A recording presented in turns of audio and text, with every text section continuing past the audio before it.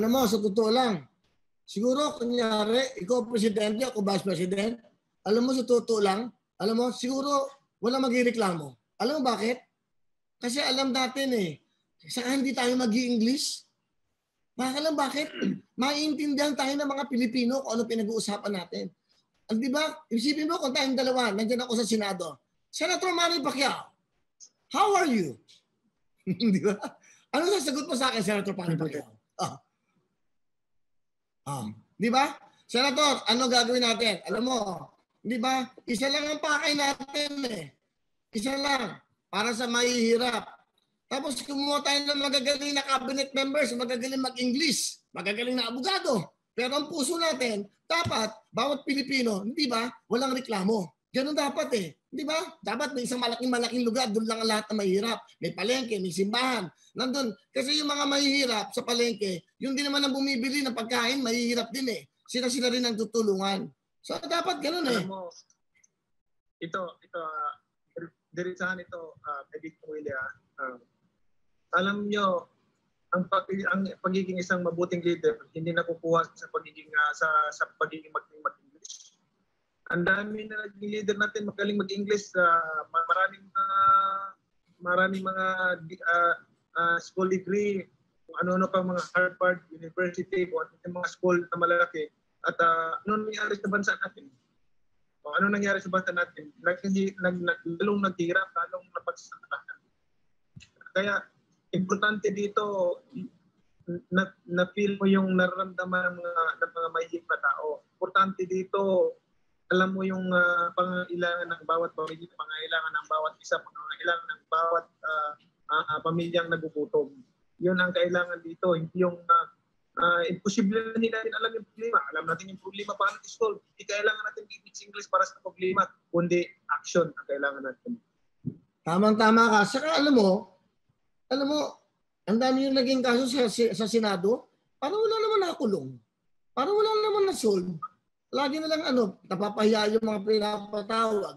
Sa totoo lang, ako, parang ngayon, hindi na ngayon uso yung powerful ka Ang uso ngayon, dapat, yung mga mahirap, ang dapat bigyan mo ng power ngayon na kumain Sa totoo lang, iba na ngayon. Wala lang powerful ngayon. Saka dapat ngayon mahinahon. Di ba? Huwag kang magalala. Gusto ko, gumawa tayo ng paraan sa nangyayaring to. Gumawa tayo ng paraan, Senator, at alam ko ang puso mo at puso ko at marami pang may pusong katulad natin. Saka huwag tayo mag-i-English para maintindihan tayo na mahihirap, maintindihan tayo ng karpintero, magsasaka, mangingisda, para maintindihan nila ano ibig sabihin ng buhay ng isang Pilipino, buhay ng isang mahirap. Kasi yung English ng English, hindi ba? Pupunta naman ng Amerika yan. Hindi naman tayo tiga-Amerika, dito tayo dapat. Ngayon, kumuha tayo ng mga interpreter. Bakit ang Hapon? Wala naman, hindi naman nag-i-English ang Hapon. Ang Chinese, hindi naman nag-i-English. Pero may interpreter. Bakit asensado buhay? Dapat kung ano kayong ka.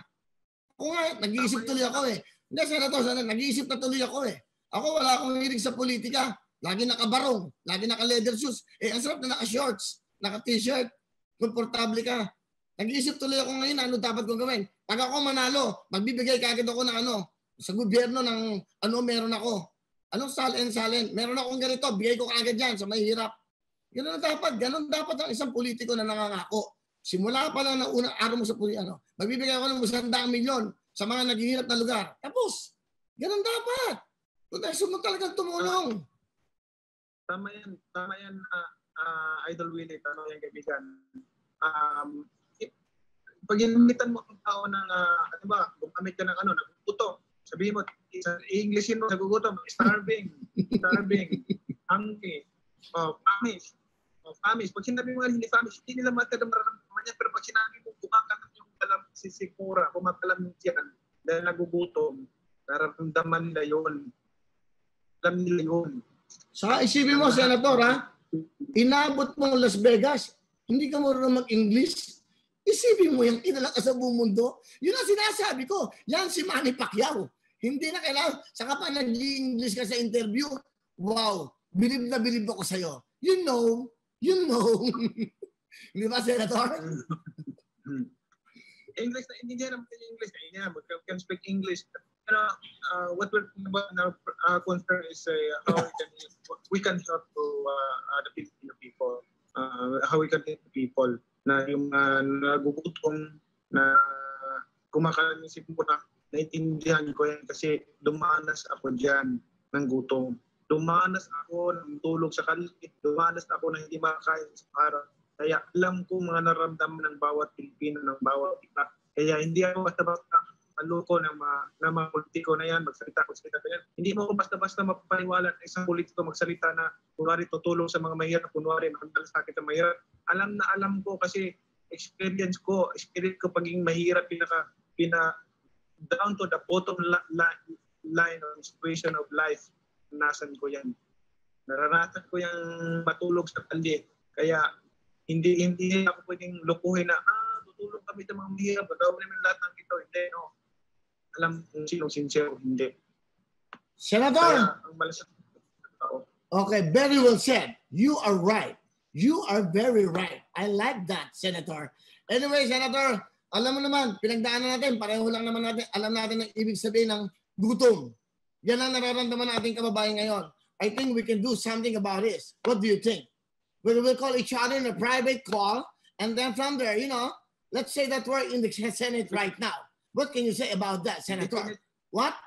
Yes, we can do something for the people. Definitely, absolutely perfect. I like that. Senator, thank you very much for your time. I really appreciate that. Thank you. Mabuhay ka. Okay. Thank you. Okay, mabuhay ka. Regards to your family. No, Senator, don't TikTok nga. Don't TikTok muna. Don't TikTok. No TikTok. Will help muna, okay? Palapakan natin, Senator Manny.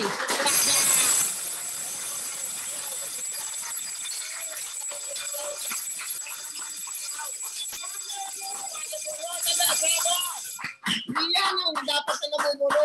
Thank you very much. Bait, di ba? Thank you very much. I love you. Okay? Thank you. Ganon. English. Laki, kwenta. Di ba? Nagpa ba tayo?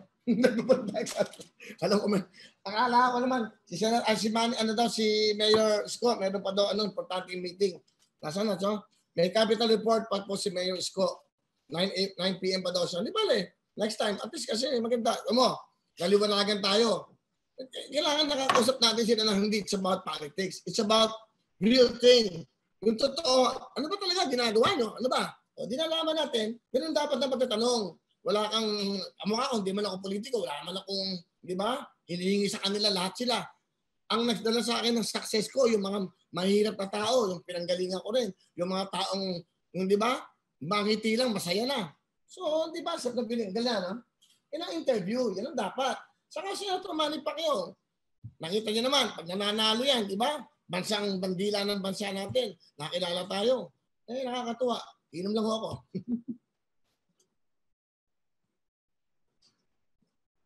Nanonood ba? Galing, ha? Teka muna, matanong ko lang. Sino tumawag? Siya ako. Ako? So, sa akin naka-charge yun? Senator, bayaran mo yun. Sa akin naka-charge. Yung ano mo, sa tawag natin. Ha? Hello mga kapuso! Ako po si Ipon. Minabati ko unang-una dyan mga kaipo natin, mga kaskwami ko dyan. Nagustuhan nyo ba ang video na to? Marami pa kaming inanda para sa inyo. Mag-subscribe lang sa Wowin YouTube channel. Tsaka, don't forget to hit the, the bell button para lagi kang updated. Yun lang!